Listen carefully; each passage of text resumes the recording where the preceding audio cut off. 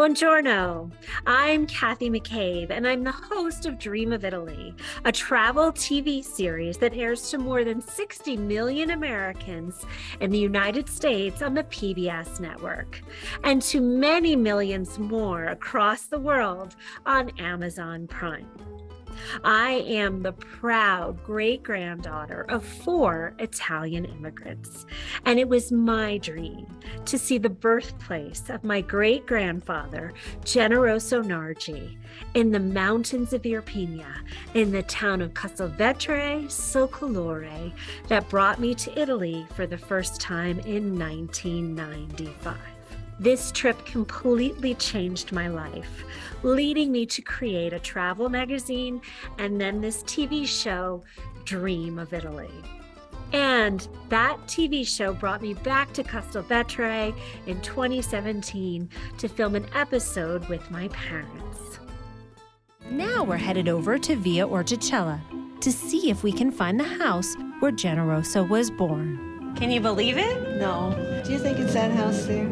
I think it might be that one, because he had 2 floors. Right. And he also owned land outside. So the farmers would live in town, and they'd go out to their fields and tend them and come back. So, mia casa, penso. Oh, wow. I think it's yours. What do you think, Dad? You want to buy it back then? Yeah. Let's buy it. You want to move to Castelvetere? It's a nice place.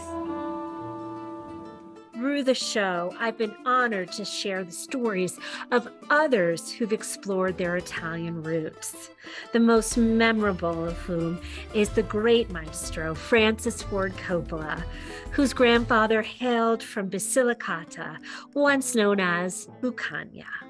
When I was about, I guess, 22, I was the first one to come to Bernalda, and I drove up into the town, and my 6 words of Italian. I said, I'm Francis Coppola, and I'm the grandson of Agostino Coppola, who was born here. And people said, oh, yeah. There's the cousin, old lady who was living in the old town. And I went there, and they were all very thrilled. I remember being in a little tiny room, and we all sat around in a circle in chairs, and we spoke as well as I could with the few words I had and the few words they had.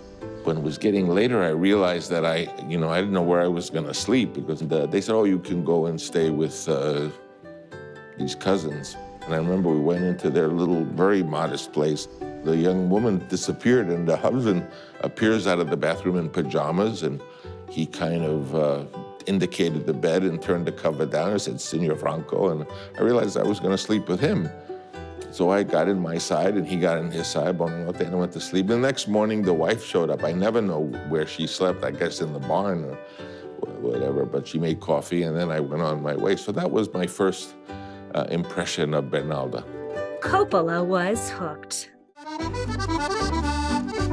He returned again and again, enjoying his favorite local traditions. Because they have here in the summer a thing I love, which is the Festa of San Bernardino. But they still light up the whole town of Bernalda with beautiful ornamental lights. So colorful, so exciting, and so much fun. And different strange parades with knights going by and people flagellating themselves, and monks. It's like really some sort of medieval experience. Coppola eventually bought a palazzo and turned it into a hotel. Now, Palazzo Margherita is his love letter to his ancestors and to Italy. I'm thrilled that my story, as well as Mr. Coppola's, have inspired numerous Dream of Italy viewers to take their own ancestral journeys to Italy, like Cindy Girardi Walker, who visited Tuscany this summer to find the birthplace of her grandmother and to meet her cousins. Or Ashley Toten of California, who found the house where her great-great-grandmother was born in a little town in Campania. With more than 80 million descendants of Italians around the world, Roots Tourism provides a meaningful and exciting opportunity to bring these travelers home to Italy. I commend everyone involved in this very important initiative.